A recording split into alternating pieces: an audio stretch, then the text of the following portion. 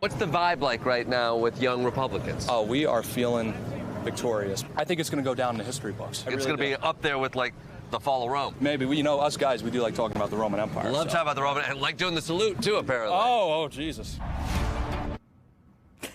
Okay. No one speaks MAGA quite like Jordan Klepper, and recently he's become especially fluent in the language of young MAGA men in particular, and it's an important time to do that. I mean, in 2024, young men turned out in droves for Donald Trump. He gained a whopping 15% with males under 30, flipping the once blue demographic to red. And what changed is obviously a big question lots of people are talking about. Now, in his new special, let me take a breath here, The Daily Show presents Jordan Klepper Fingers the Pulse, MAGA, the Next Generation. Okay, I made it through. Klepper dives into the world of young MAGA men to try to find the answer to that question. And what he found might just surprise you. Joining me now is co-host and contributor for The Daily Show, Jordan Klepper. Jordan, as you know, we've talked about this, but I'm always amazed people talk to you, but it is so fantastic. I love all of the stuff you do. It's so interesting. So let me start by asking you this. I mean, you've spent so much time over the last couple of years interviewing Trump supporters. What did you expect when you went out and interviewed Gen Z MAGA members? Well, I'll tell you, my expectations were pretty low, if I'm being completely honest. I've talked with a lot of people at MAGA rallies, and they go from the right to the far right to the JFK Jr. is still alive and running the government right. And so I expected sort of a smaller version of that, maybe a little bit more swole. But when I got out there and I started talking to folks, I went to a UFC fight, I went to a college campus, I was surprised by how open and curious some of these conservatives were. And it begs a larger question as to, like, what is politics to them? What is the GOP? What is MAGA? But for the most part, the people I talked to were surprisingly open. And you even point out the fact I'm surprised that they come and talk to me. They wanted to talk to me. They were open to talk to me. So we started at a good place with those conversations. Yeah, it's really interesting. I mean, this is sort of the question so many people are asking. There's so many theories out there, including on cable news, as I'm sure you've seen. Now, I'm old enough to remember when Democrats were the ones perceived as cool by young people, perhaps because I was one of them working on the Obama campaign, you know, back in the day. That was cool. But now it feels like it's sort of flipped a little bit culturally. Why do you think that is, to the degree you have a theory on that? I mean, it's strange out there. Free love used to be cool. Now apparently trad wives are in. I don't know. It makes me feel very old and yet young at the same time. I'm not sure. I went to a college campus, and like what I did when I was on college campuses, I asked what was cool because I desperately wanted to know.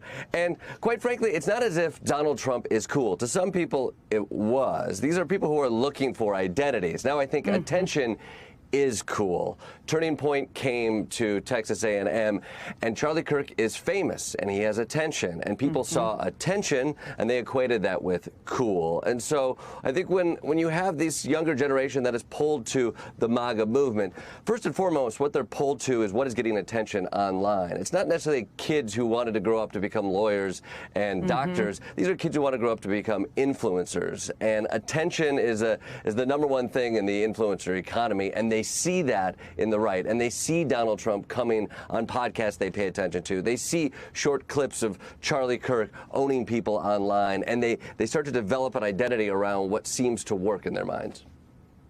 I mean, the attention piece is such an interesting part of it. It's one that obviously Democrats are trying to capture. They're trying to capture that online. Some of the things they're doing are admittedly a little cringy, but at least they're trying. But one of the things that seems challenging to me, at least, is that the successful attention grabbers are often more aggressive. Sometimes they're very deeply negative. I mean, sometimes they're crude. How do you overcome that? Well, I think go to where the kids are. I mentioned Turning Point, and Charlie Kirk arrives and he throws out hundreds of hats to kids. I remember in college, you show up and credit card companies would arrive on campus and they'd offer you a free t-shirt. And for a free t-shirt, you would sign up for a credit card and you'd get a lifetime of debt. Now, Republicans are doing this on college campus and it's working. Kids are buying into that thing. I think there's a much less cynical way of approaching kids. But looking at this moment where kids they're eager to find an identity. They're eager to know. They're looking for answers. And I think if you authentically enter some of these spheres, you don't have to enter from a space of negativity, but you also don't have to enter from a space of judgment. Donald Trump sitting down with Theo Vaughn, I think a lot of people saw that as Donald Trump as an authentic person. Say what you will about that. I don't know if I agree with that assessment, but it's a connection to people. You don't have to connect with negative. It gets you there faster. But seeing Buttigieg, for example, hop on Andrew Schultz's podcast, I think it's a step towards actually trying to meet kids where they are. Yeah, no question. I listened to the whole interview. He was great. Everybody can't pull that off, but it certainly is certainly a good example. One of the things some of the amazing producers I get to work with who are in this younger generation raised this morning, which I think is an important point, is that Donald Trump has been a presence in the political world for most of their adult lives, if not longer. I mean, this is sort of what they know, this pursuit of celebrity and this being something that is important. How do you think that impacts at least the people you've been talking to and you talk to for this special? Yeah, this is just something they know. He's been the #1 story of their lives for most of their lives. I went to a UFC fight, and Donald Trump goes to these fights. We were in Miami. He showed up. He brought RFK Jr. to these fights. When you talk to the 20-year-old kid who's going to that fight because he's culturally interested in the UFC world, he thinks, oh, yeah, Donald Trump, he's there. He's cool. There's a connection there. I can connect to him in some way. I think his presence in these spaces resonates with these kids just because it's what they see. I think more often than not, Democrats see this as like a political conversation, and to a degree it is. But what Republicans have found is the cultural conversation that they're able to jump in on. And when I'm talking to a 19-year-old or a 23-year-old, more often than not, they're interested in the cultural thing. They're not tied to the politics. It's very tertiary in their life. They're focused on the culture, and right now the conservative culture is finding a way in that's affecting these kids. Jordan Klepper, always enjoy talking to you. Thank you so much. And we'll be watching your new special, of course, on Monday night. Thanks so much for joining me.